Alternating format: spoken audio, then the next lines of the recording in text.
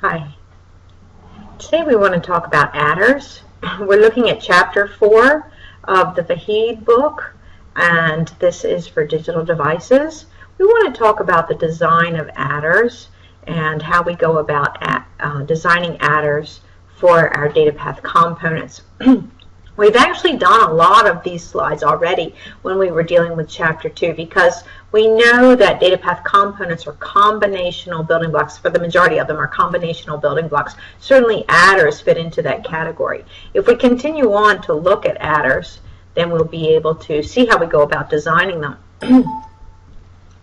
We know that we could actually make a truth table of adders. Let's assume that we have two 2-bit numbers. If we take a look at our values, A1, A0, the input A versus the input B, each of them are 2 bits. So here we're trying to add 0 plus 0 would just give us 0. Let's choose an alternative number. Let's say that A is equal to 1. Here we have 0, 1, and B is equal to 3. We know that 1 plus 3 should give us 4. Here we have 3 plus 3 indeed gives us 6. And so this is just a straightforward truth table. There's nothing here that's any different. Everything is straightforward. But what are the problems with this? We see that the problems with this is the truth table could get extremely large. Here we're only dealing with our inputs being 2 bits wide. What if our inputs are 8 bits wide? Then we're trying to add two 8-bit numbers. We know the total number of rows would be 2 to the 16th, and we know that's 65,536. 16-bit adders, we would have 2 to the 32nd. Each input being 16 bits wide, we would have 2 to the 32nd, or approximately 4 billion rows. And we see how large this truth table could really get and how quickly it could get very large. And so, we could even talk about the number of transistors, but the point is this is not the right way to design a really wide system. A system that has 16 bits, a system that has 32 bits. We just truly cannot make that number of truth tables, and so that's not the way. So we need another way to design these bus structured inputs.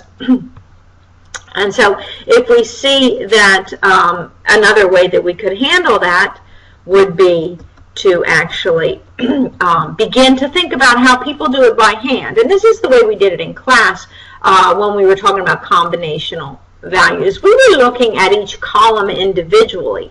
We said that when we added the least significant column, and here's just an example, A is 1 and B is 0, we know that gives us a sum of 1 and a carry out of 0. And then that carry out becomes the carry in for the next column.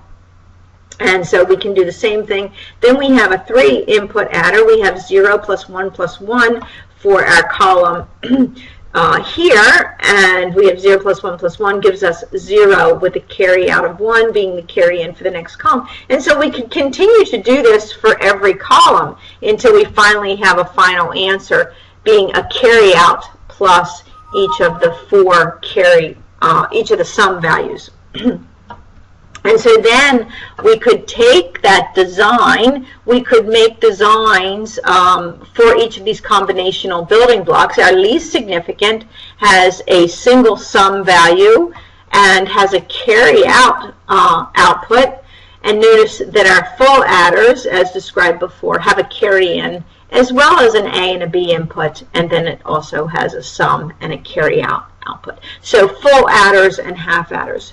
And we designed these earlier, but we see here half adders for the least significant bits and full adders for any additional columns. Okay, so designing a half adder, we know that all we have to do is make the truth table and then come up with the equations, one for sum and one for carry out, and we have done all this. Design the circuit. Here we have the half adder for sum and carry out outputs. That's our least significant column. And then we could do the same thing with the full adder. Here we have 3 inputs. We have A, B, as well as carry in. Have a truth table for that small function.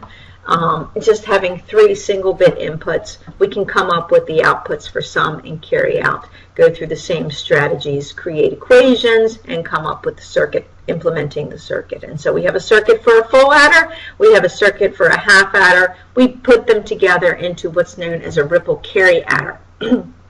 Here we see by cascading the full adders together, our least significant addition is handled with a half adder. Every additional addition is handled with full adders. And we could make this as wide as we needed to. Over on the right of this slide, we see the block diagram for a 4-bit adder. We know that's made up of a half adder plus 3 full adders as shown. Okay. We could also use a full adder as the least significant bit, and here we have an example of that.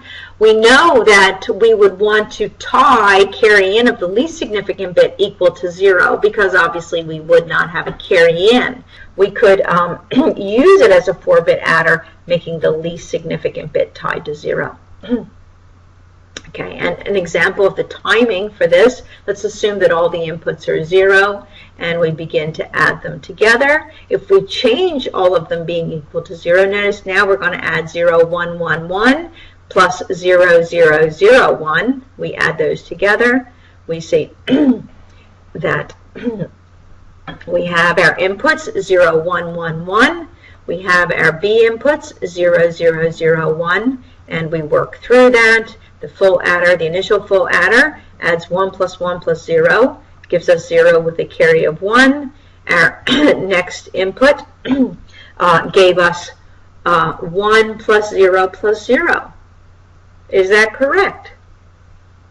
What's the problem there? Notice the carry out of the least significant bit was not handled by the carry in of the next column. Why not? Because we did not allow enough time for the carry to ripple through. And so we need more time. Notice here we have 4 nanosecond delays. Okay, 4 nanosecond delays, 2 flip-flop delays, assuming that each delay is 2 nanoseconds. Okay, what's the problem here? Okay, we see that we were able to add the first 2 columns. We then begin to add the next third column and the next 4th column. Took 8 nanoseconds to do that, the 4 delays, and we end up with the correct answer. Or we could cascade 2 4-bit adders into an 8-bit adder. Notice on the right-hand side, rather than drawing every line, we have a bus structure, a wider arrow input, a wider arrow output. We have the slash indicating that it's a multi-line bus. Notice the carry line only has a single wide width. That's only a single bit for carry out of the most significant column. Okay, an example. Here we have some dip switches. We want to use this as a calculator. We want to add 2 numbers. Each input is 8 bits wide, and we could add those together using an 8-bit ripple carry adder. We could store the value in a register.